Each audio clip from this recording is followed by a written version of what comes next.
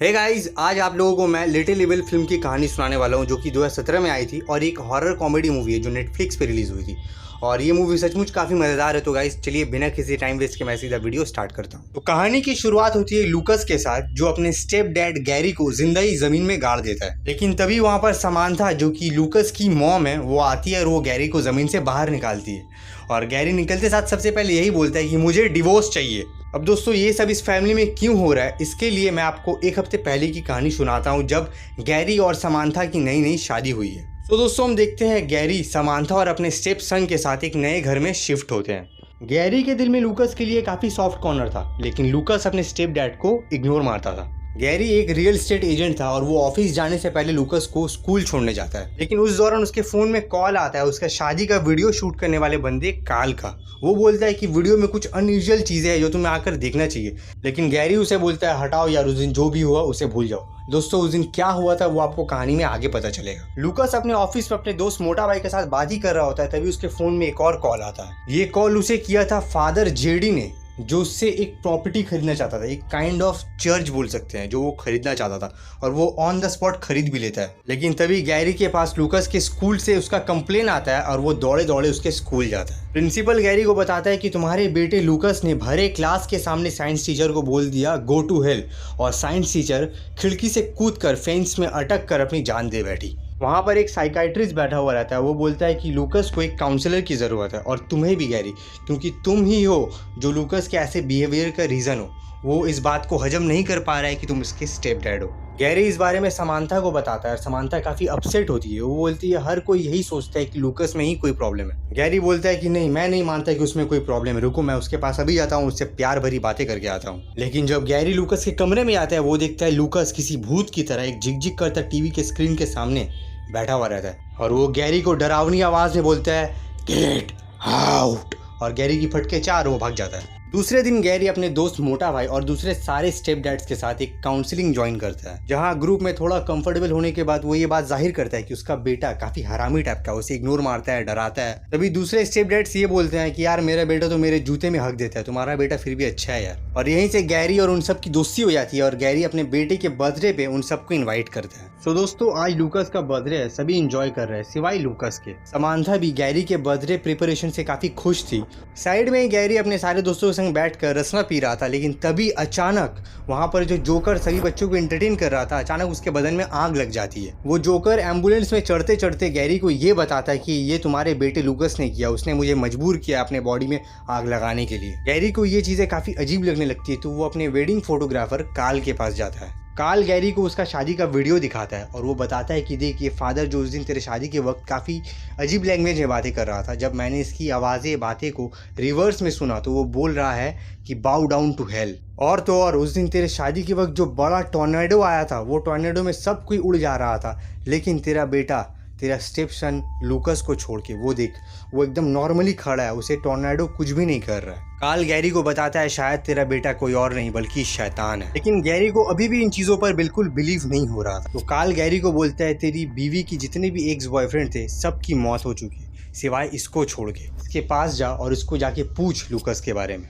तो दूसरे दिन गैरी अपने दोस्त मोटा भाई के साथ गैब्रियल के पास जाता है। गैब्रियल जो कि एक चर्च में किसी तरह के मोमबत्ती के घेरे के बीच में अपने आप को मार रहा था, पनिशमेंट दे रहा था। गैब्रियल काफी डरा हुआ था और वो गैरी को ये बताता है लूकस और कोई नहीं बल्कि एंटी क्राइस्ट है। रात को गैरी जब समांथा से लूकस की बायोलॉजिकल फादर के बारे में इंफॉर्मेशन निकालने की कोशिश कर रहा था, तब समांथा बोलती है कि जब वो टीनेजर थी तब वो एक कर्ल को ज्वाइन करती है, लेकिन जब कर्ल को पता चलता है कि वो एक वर्जिन है तो वो उसके लिए एक सेरेमनी रखते हैं, और उस सेरेमनी में समांथा को एक रेड पेंट से पूरा बॉडी में कलर किया जाता है, और उसके बाद वो ब्लैकआउट हो जाती थी, उसे कुछ भी याद नहीं था, और कुछ टाइम बाद उसने वो कर्ल को छोड़ भी दिया। अब गैरी का शक एकदम पक्का हो गया था कि उसका बेटा कोई नॉर्मल इंसान तो है नहीं। उस दिन जब गैरी गैब्रियल से मिलने गया था तो गैब्रियल ने उसे कहा था कि तुम बेथलेहम जाओ, वहाँ जाकर गोजामेल द डीमन हंटर को ढूंढो, वो तुम्हें इस एंटी क्राइस्ट को हराने का रास्ता दिखा सकता है। गैरी और मोटा भाई डीमन हंटर गोजामेल को ढूंढ भी लेते हैं, लेकिन वो एक बौना था। गोजामेल उन दोनों को एक नाइफ दिखाता है, नाइफ ऑफ डेस्टिनी, जिसके जरिए वो लोग इस एंटी क्राइस्ट को मार सकते हैं और दुनिया का अंत को रोक सकते हैं। लेकिन गैरी और मोटा भाई जब गोजामेल को लेकर घर की तरफ आ रहे थे तब उनके कार का एक्सीडेंट हो जाता है और उसमें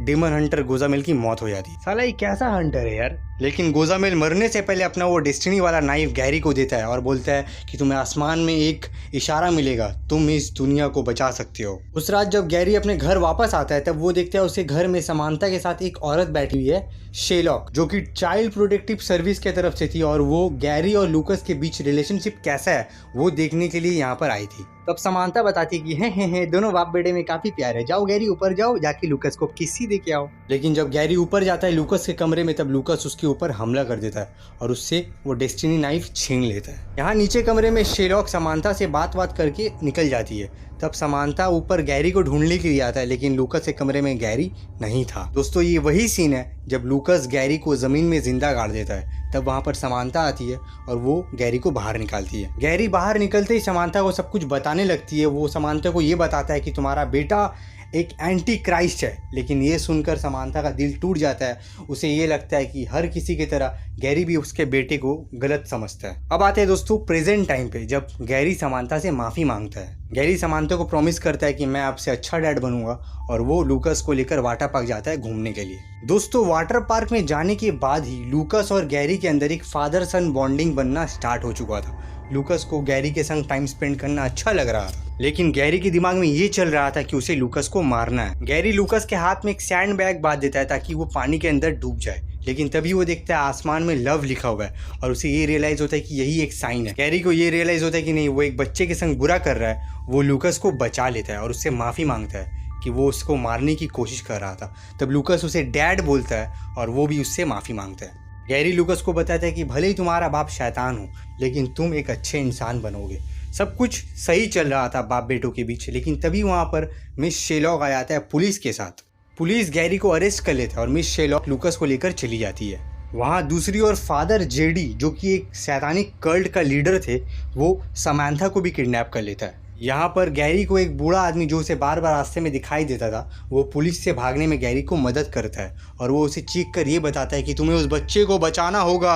गैरी भागते भागते जाता है अपने दोस्त मोटा भाई के पास मदद मांगने के लिए। मोटा भाई के पास एक बुक था जिसको पढ़कर इन लोगों को ये पता चलता है कि वो कल्ट जो भी थे वो लोग लूकस के जरिए शैतान को इस दुनिया में लाने की तैयारी कर रहे थे। गैरी को समझ में आ जाता है कि वो लोग इस रिचुअल को कहाँ प्ले करने वाले हैं, उसी चर्च पे जिस चर्च को फादर जेडी ने गैरी से खरीदा था। अब गैरी, मोटा भाई और सारे स्टेप डैड मिलकर एक टीम बनाते हैं। वो लोग एक बड़ा सा मॉन्स्टर ट्रक जो कि मोटा भाई का था वो लेकर निकलते हैं उस चर्च पे। चर्च का दरवाज़ा लॉक था लेकिन गैरी को पता था कि चाबी कहाँ पर रहता है। वो चाबी से मेन गेट खोलता है और चर्च के अंदर घुसता है। तभी वहाँ पर मिस शेलॉक आ जाता है लेकिन गैरी उसे एक मुक्का मारकर सुला देती है। गैरी और उसका ग्रुप उसी कर्ल जैसा ड्रेसअप करके भीड़ में घुस जाते हैं और वहाँ जाकर वो लोग सबसे पहले समांथा को बचाते हैं। यहाँ पर फादर जेडी जो लूकस का सैक्रिफाइस करने ही वाला होता है उस डेस्टिनी नाइफ से, लेकिन तभी गैरी एक बॉल फेंक कर मारता है और लूकस बच जाता है। लेकिन तभी ज़मीन में पूरा होल हो जाता है जिस होल में लूकस गिरने वाला होता है और शैतान लूकस को खींच रहा था,